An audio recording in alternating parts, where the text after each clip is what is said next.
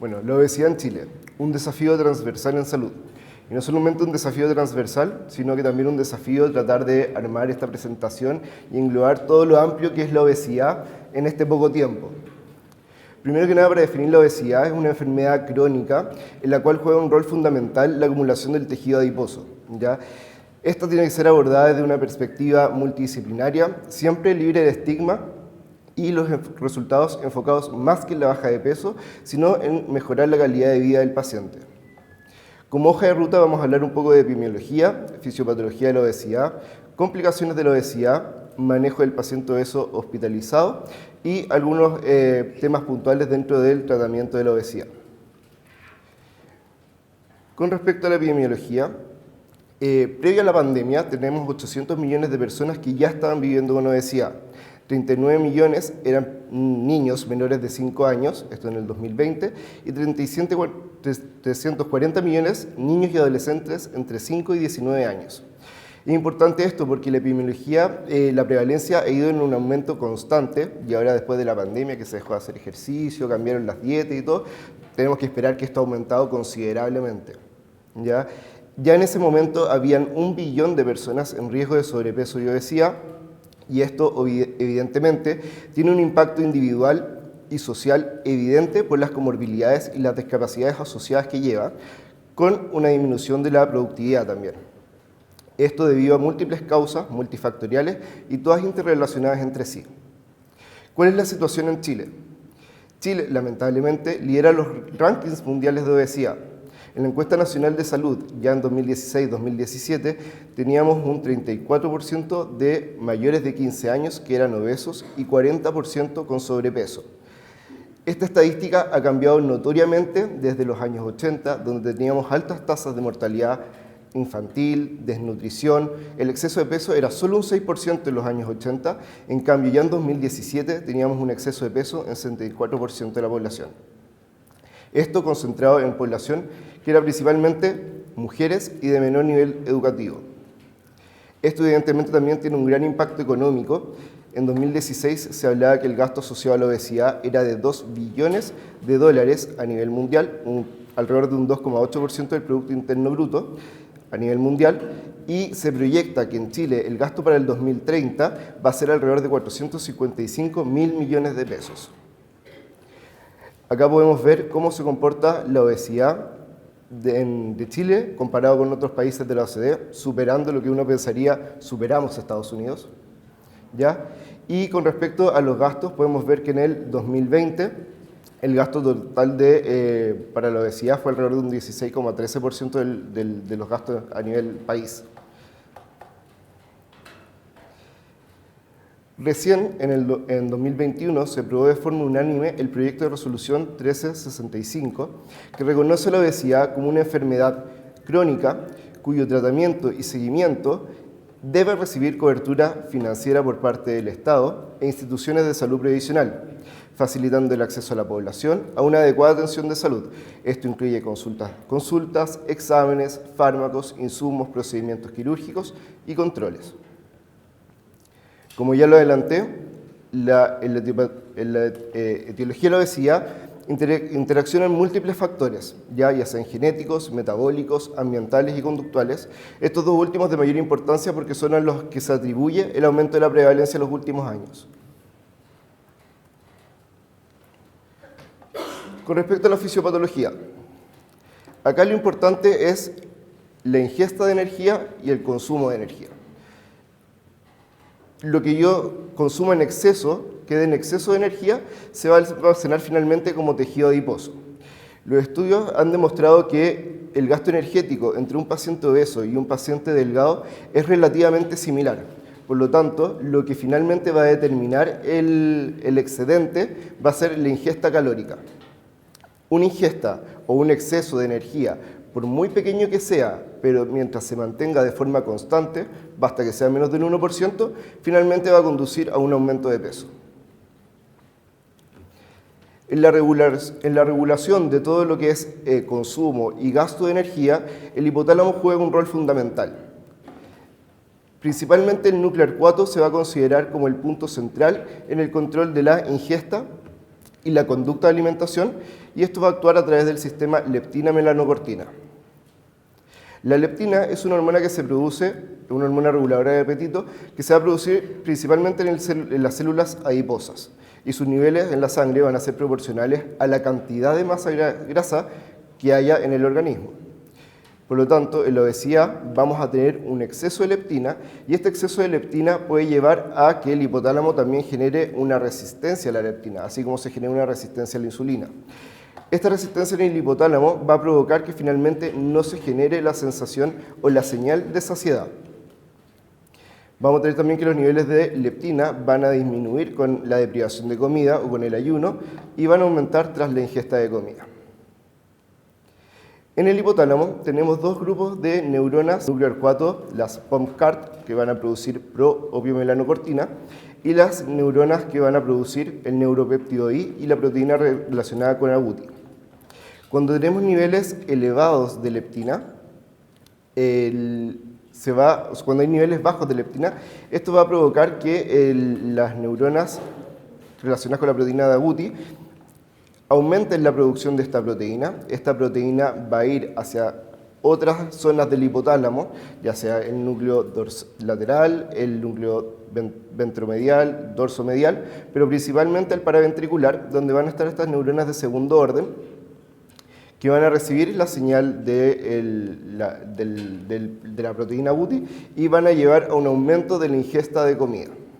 Lo contrario ocurre cuando hay un exceso de leptina o hay una sensación como de abundancia, de un exceso de nutrientes, donde se va a estimular la producción de propio melanocortina, que va a llegar hacia estos receptores 4 de melanocortina y va a llevar a la disminución de la ingesta.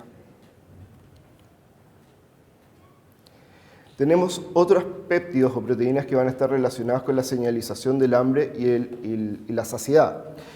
Por ejemplo, el glucagon-like peptide, que fue descubierto en 1983, que es un producto del clivaje del proglucagón mientras se forma el glucagón, que es una hormona péptida de 30 a 31 aminoácidos secretadas por las células L endocrinas del tejido del epitelio intestinal, también dentro de otras células, pero principalmente en el epitelio intestinal, y que va a estimular la liberación de insulina y disminuye las concentraciones de glucagón plasmático. Va a actuar a través de los receptores de GLP-1, ubicados en células beta del islote, del estómago, intestino delgado, mucosa, corazón y otros tejidos celulares, y va a tener acción, ¿cierto?, dentro de todos estos órganos. En pacientes obesos vamos a tener que el GLP-1 va a estar disminuida la secreción, pero además de estar disminuida, las concentraciones en plasma también van a estar alteradas por el aumento de ácidos grasos que van a estar circulantes. En el sistema nervioso central vamos a tener algunos grupos neuronales que van a tener receptores o van a ser presentados todos estos proteínas péptidos derivados del proglucagón, el GLP-1, GLP-2, la oxitomodulina, y que van a hacer finalmente la conexión entre el hipotálamo, que regula la homeostasis, y todas las señales sensoriales que van a ser enviadas del sistema gastrointestinal. La activación de GLP-1 combinada con la activación de GLP-2, oxintomodulina, va a llevar a una disminución de la ingesta de alimentos y posiblemente aumentará el consumo de energía. Además, dentro de las otras funciones que dijimos que podría tener GLP-1, va a disminuir el vaciamiento gástrico, reducir la secreción de ácido gástrico, inhibe el peristaltismo gástrico y duodenal y aumenta la presión del píloro. Como podemos ver acá, entonces GLP-1 a nivel del páncreas aumenta la secreción de insulina, a nivel de tejido periférico disminuye la resistencia a insulina, aumenta el consumo de energía, aumenta la lipólisis, en el estómago disminuye el vaciamiento gástrico, disminuye la motilidad gastrointestinal, en el hígado disminuye la estenosis hepática, disminuye el contenido lipídico y en el cerebro produce saciedad, disminuye el apetito y disminuye la ingesta de comida. Lo cual es importante porque los medicamentos actuales están siendo enfocados principalmente a manejar análogos de este péptido. No solamente tenemos la regulación del hipotálamo, también hay otros sistemas neurológicos que están involucrados. Ya el control, vamos a tener que este control homeostático va a estar influido por el estado nutricional, la detección de la disponibilidad de alimentos, el gusto, el olfato, las preferencias alimentarias de cada persona. También tenemos otros sistemas neuronales como que van a proporcionar aspectos emocionales, placenteros, gratificantes.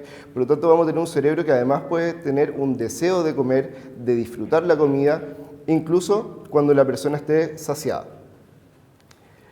La dopamina, por ejemplo, va a generar la señal de deseo comer en respuesta a desencadenantes emocionales.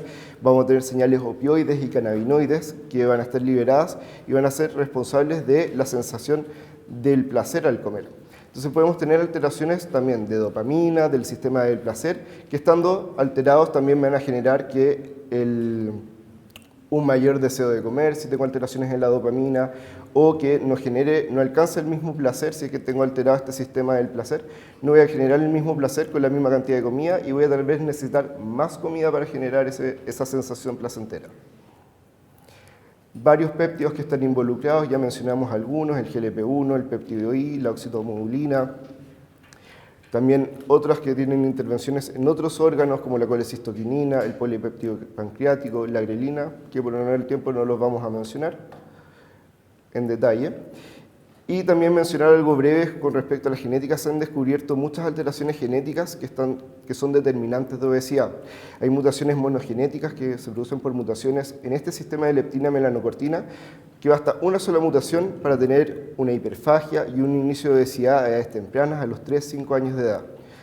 Hay mutaciones poligenéticas o incluso sindromáticas que van a tener más genes involucrados o algunas otras características asociadas, pero solo para mencionar, ahí se pueden ver la gran cantidad de genes de mutaciones monogenéticas que se han visto asociadas con obesidad. Complicaciones de la obesidad. Complicaciones tenemos muchas. Casi todas las patologías en las que podamos pensar puede tener algún rol involucrado a la obesidad, ya sea favoreciendo la aparición, complicando su curso.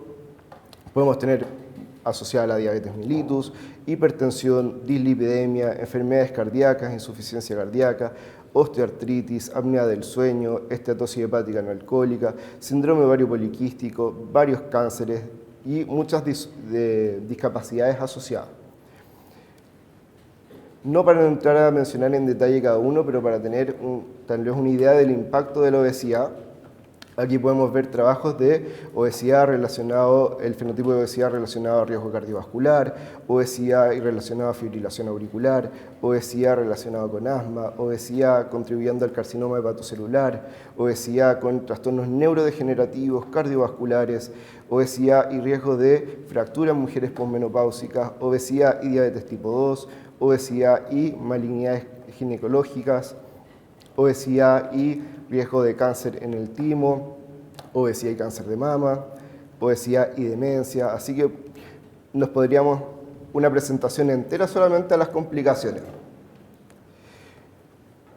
Con respecto al enfrentamiento del paciente obeso hospitalizado, como en todo paciente, siempre es importante la historia clínica completa, identificar cuáles pueden ser las posibles causas de obesidad, el examen físico.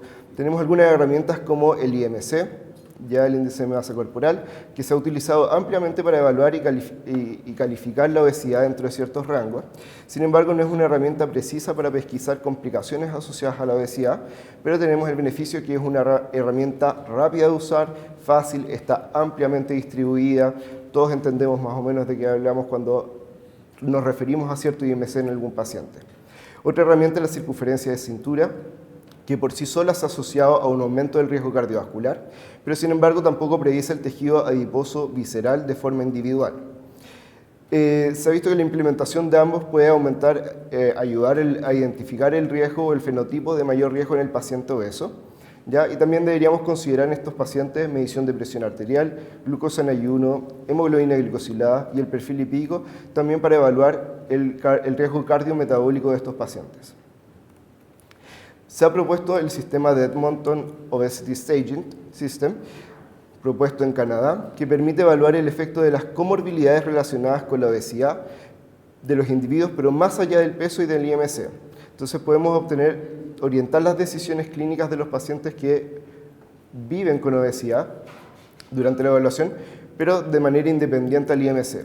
considera parámetros metabólicos, físicos, psicológicos para determinar finalmente un tratamiento óptimo de la obesidad.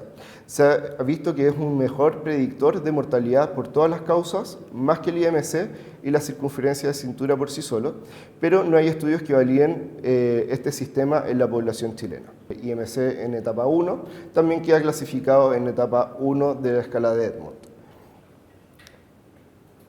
Y podemos tener pacientes también que pueden tener obesidad severa, obesidad mórbida, que no tienen tanto impacto de sus comorbilidades en su salud y este sistema les da una menor puntuación. También se mencionaba, por ejemplo, en los países asiáticos, en sudeste asiático, que en el caso de ellos, una obesidad, un sobrepeso, obesidad tipo 1, obesidad tipo 2, para ellos repercutía mucho mayor en la salud y este sistema permitía entonces a ellos darles un mayor puntaje. Esto permitiría también identificar los pacientes que tienen un estadio o una clase baja, que son los pacientes que pueden ser manejados en APS y en los cuales todavía podemos tomar algunas conductas preventivas en APS. Con respecto al paciente obeso hospitalizado, entonces, cada vez tenemos más pacientes obesos hospitalizados, nos vemos más enfrentados a estos pacientes. Hay que tener en consideración que tienen alteraciones de la composición corporal, muchas enfermedades concomitantes en las que hay que considerar previo al iniciar el tratamiento. Podemos tener infradosificación o sobredosificación y posibles fallos terapéuticos o toxicidad por la misma composición corporal de estos pacientes. Van a haber cambios fisiológicos que van a afectar la distribución, la unión a proteínas plasmáticas, la eliminación del fármaco. Hay estudios que han visto que las fórmulas y la estimación de la velocidad de filtración glomerular, del clearance de creatinina en obesos, se pueden subestimar o sobreestimar los resultados en estos pacientes.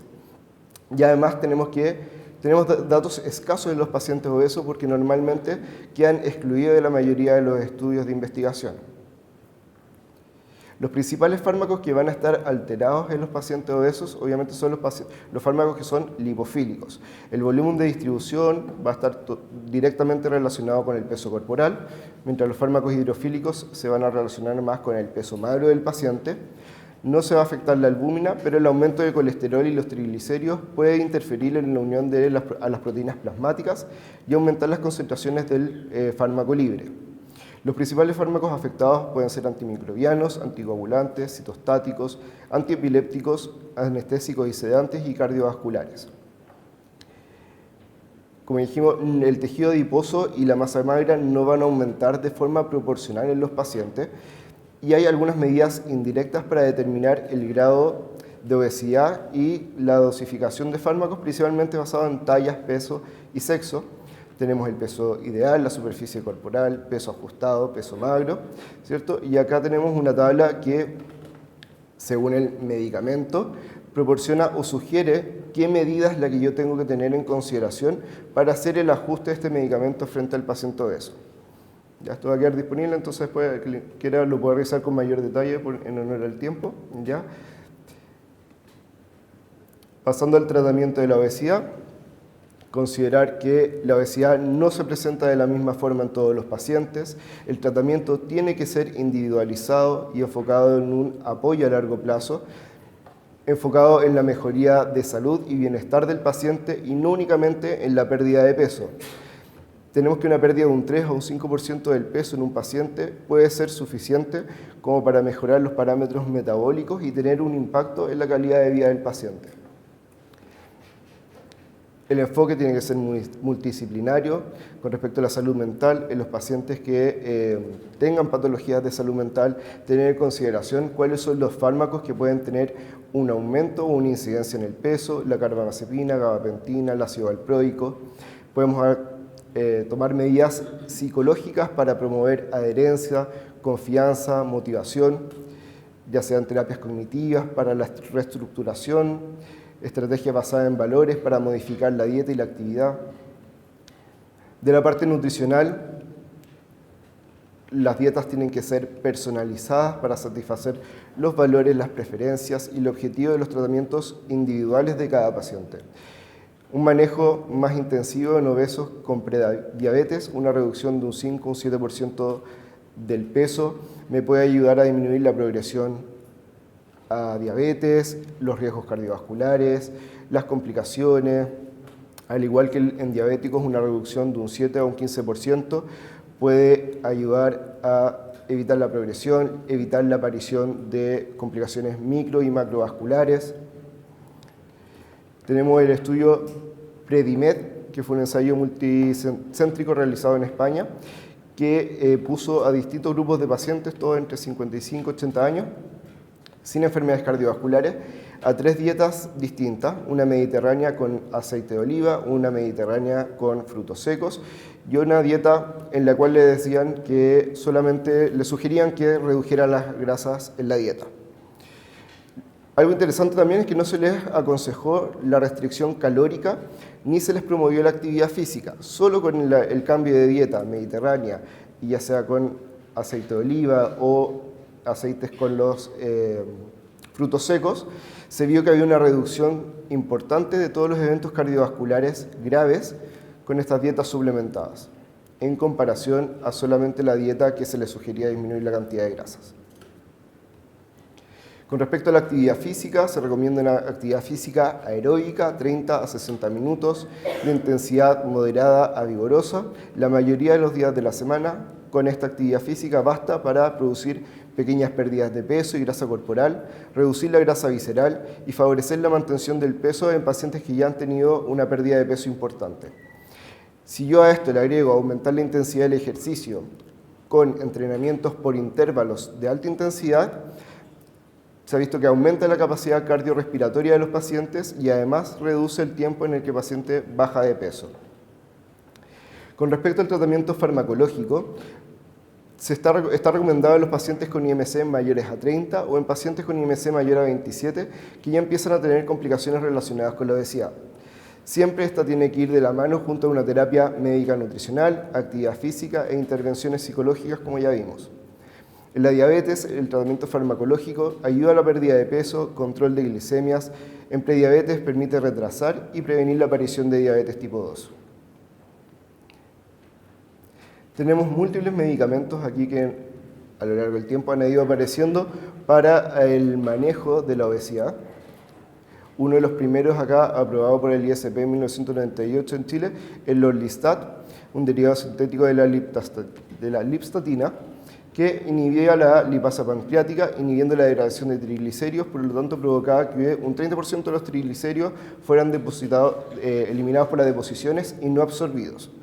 Ya producía una baja de peso de 2,9% al año, pero tenía efectos adversos como las deposiciones aceitosas, urgencia fecal, manchado de la ropa interior. Después, en 2016, por el ISP fue aprobado la liraglutida, un análogo del péptido 1 similar al glucagón, con una administración de 0,6 miligramos al día, con aumento semanal hasta llegar a los 3 miligramos. Actúa a nivel central sobre estas neuronas POMCART que habíamos hablado al principio, para aumentar los niveles de saciedad. En conjunto a los cambios conductuales, llevaba una pérdida de peso de un 8% al año. Además, aumentaba la liberación de insulina y suprimía el glucagón. Como efectos secundarios, mayoritariamente efectos gástricos, ya náuseas, disminución del vaciado gástrico, por lo tanto también puede afectar la absorción de otros medicamentos por vía oral, estreñimiento, diarrea, acidez. También algún leve aumento del riesgo de pancreatitis. Ahora en 2021 se aprobó por el ISP la naltrexona con el bupropión. La naltrexona es un agonista de los receptores opiáceos usado principalmente para la dependencia del alcohol y el bupropión un antidepresivo que inhibe la recaptación de dopamina y norepinefrina.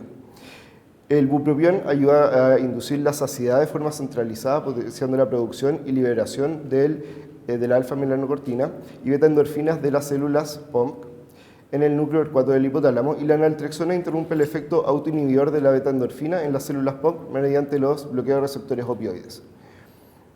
Entre los dos, ambos influyen en el sistema de recompensa mesolímbico, reduciendo los antojos, siendo que el efecto por cada uno por sí solo no tiene incidencia en el peso, pero juntos, en pacientes sin diabetes, junto a dieta y ejercicio, pueden llevar a una reducción de 6,15% del peso anual, con los efectos secundarios comunes, náusea, estreñimiento y cefalea. Contraindicado en pacientes hipertensos o usuarios de opioides, ¿ya? y también tiene un leve aumento del riesgo de convulsiones, por lo tanto no hay que darlos en pacientes epilépticos o tener consideración si es que yo estoy usando medicamentos que bajan el umbral convulsivo. Otro medicamento bastante conocido como para la baja de peso es la fentermina, un derivado similar de la anfetamina, que tiene un efecto anorexígeno. Está aprobado para su uso máximo de 3 meses, ya en las dosis que ahí se muestran. Actúa liberando noradrenalina y dopamina al sistema nervioso central, inhibe las neuronas del neuropéptido I y el péptido relacionado con agouti, y aumenta además el gasto energético como todas las anfetaminas. Pero, como buena anfetamina, tiende a generar tolerancia, dependencia psicológica y disfunción social grave. Con ellas, en estos 3 meses de tratamiento se pueden conseguir bajas de peso de 6,8 kilos y con los efectos adversos, cefalea, insomnio, aumento de la presión arterial, taquicardia, palpitaciones, rhabdomiolisis, incluso presencia de algunos accidentes cerebrovasculares. El enfoque quirúrgico, ya reservado ya para pacientes con IMC mayores a 40 kilos por metro cuadrado, IMC mayor a 35, con al menos una enfermedad relacionada con la obesidad o diabetes mal controlada y en obesos tipo 1, que persisten mal controlados pese a estar en tratamiento médico óptimo. Está enfocado a reducir la mortalidad a corto plazo, induce una pérdida de peso significativa y mayor a largo plazo en comparación al manejo médico por sí solo. Induce a control y remisión de diabetes en combinación con el tratamiento médico, induce a remisión a largo plazo en la mayoría de las enfermedades relacionadas con la adiposidad. Una alternativa a la cirugía bariátrica está el balón intragástrico, que es una forma segura, reversible y menos invasiva para bajar de peso. Dentro de los tratamientos de moda o estas cosas que podemos escuchar más o menos en redes sociales seguido, nos faltan los laxantes para bajar de peso, los batidos mágicos, o lo que último estaba de moda, la bencerecina, la berberina, perdón, que era el medicamento natural y comparable con el Ozempic. Pero ¿qué pasa con estos medicamentos? Después vienen las alertas sanitarias. Es un medicamento entonces antiguamente que contenía sibutramina y empezaron a haber aumentos de la presión arterial, infartos cerebrales, y que tuvo que ser retirado del mercado. Los laxantes, recordar que no ayudan a bajar de peso, ayudan a la eliminación de agua, pero esto lleva a una pérdida de nutrientes, disminución de la producción de orina, alteración de la función renal, alteraciones en la mucosa del tracto gástrico, estreñimiento. Los batidos no proporcionan los macronutrientes necesarios o indispensables para la baja de peso, no nos están aportando proteínas, van a generar picos de azúcar mayores y menor capacidad de saciar. Y también al triturar en la licuadora las verduras y la fruta, también vamos a perder algunas propiedades de estas mismas. ¿Ya? Y la berberina también, que ya se ha visto que empieza a interactuar con ansiolíticos, anticoagulantes, puede generar también somnolencia, alteraciones de la presión arterial. Entonces ya se están empezando a ver algunos efectos secundarios de este medicamento, de esta planta en algunos pacientes. A propósito de los Ozempic, entonces, las inyecciones para adelgazar. Inyecciones que prometen acabar con la obesidad, que están arrasando en el mercado negro, los pacientes que están felices de bajar de peso a cualquier costo. No sé qué efectos secundarios tiene, pero por primera vez en la vida estoy delgado, entonces con eso basta y sobra, ¿cierto? Ya empezamos a tener algunas noticias de los efectos secundarios, ya se está empezando a hablar de la Ozempic face, que se produce por la baja de peso y el avejentamiento de la cara, de la piel, por estas bajas de peso tan bruscas. Y ahora último, el Zepbound, que es el nuevo medicamento que va a empezar a sonar y va a empezar a salir ya en los medios y a masificarse, al igual como pasó con el Ozempic. El Ozempic o semaglutide también es un análogo similar al péptido glucagón 1 que se aprobó en el 2017 por la FDA, pero para el tratamiento de la diabetes. Es similar a la liraglutida, pero es más estable y tiene una vida media más larga. También de la familia de las incretinas, va a disminuir la hiperglicemia, estimula la secreción de insulina, reduce la secreción de glucagón y glucosa gástrica, va a disminuir el vaciamiento gástrico, disminuye el apetito y los antojos. sumado a una dieta baja en hidratos de carbonos, con ejercicio, ha demostrado también que ha producido una pérdida de peso, disminución de los riesgos cardiovasculares y control de la glicemia. Hay diversos estudios, SUSTAIN, que han estudiado la eficacia del semaglutide en distintas situaciones. El SUSTAIN 1 mostró una mayor reducción de la hemoglobina glicosilada y baja de peso que con placebo o sitagliptina. El SUSTAIN 2 hizo lo mismo, pero comparándolo con dulaglutida. El SUSTAIN 3 lo hizo en comparación a la insulina glarina. Y el SUSTAIN 6 finalmente evidenció que además de la baja de la hemoglobina glicosilada, tenía una reducción de eventos cardiovasculares mayores en comparación al placebo. La semaglutida tiene efectos gástricos leves, náuseas, diarrea, vómitos, ¿ya? Pero también se han descrito algunos casos de pancreatitis, colelitiasis, y como ya decíamos, es más eficaz y seguro en pacientes obesos descompensados. Otro estudio, el STEP 1, que a diferencia del SUSTAIN que lo vio en pacientes diabéticos, el estudio STEP 1 lo hizo con pacientes que no eran diabéticos, pacientes obesos que tenían otros factores de riesgo cardiovascular o otras patologías asociadas a la obesidad. Se les dio semaglutide 2,4 miligramos a la semana versus placebo, más las recomendaciones de saludables en dieta y ejercicio, y se vio que la reducción de peso fue de un 14,9% de los pacientes que estaban con semaglutide versus un 2,4% de los pacientes que estaban con placebo. Acá tenemos el SUSTAIN 10, que evaluó semaglutide con liraglutida, ¿ya? Y se vio que los efectos eran bastante similares, pero mucho más marcados y significativamente estadísticos con el uso de semaglutide en el lado azul de la izquierda.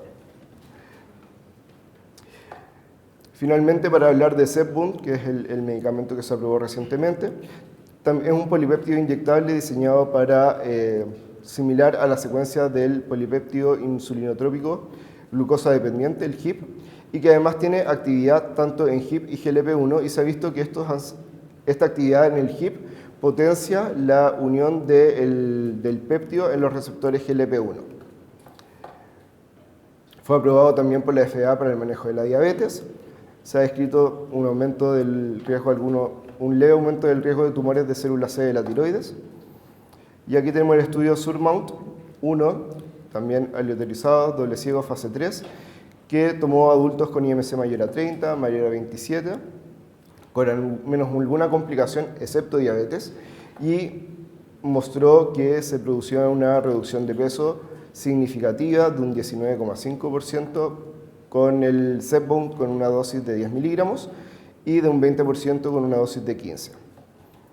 También se ha visto que su uso va acompañado de una reducción de los factores cardiovasculares, circunferencia de cintura, presión arterial sistólica, diastólica, niveles de insulina en ayuno, lípidos y niveles de la aspartato aminotransferasa. Finalmente, para mencionarlo, ya se están utilizando o estudiando algunos medicamentos que son los triple G, como la retatrutida, que actúan en los receptores de GLP-1, GIP y glucagón, y que hay algunos estudios ya en fase 2 estudiando estos medicamentos que van dirigidos a estos tres receptores que ya vimos que están fuertemente ligados a la ingesta y a la obesidad. Listo, muchas gracias.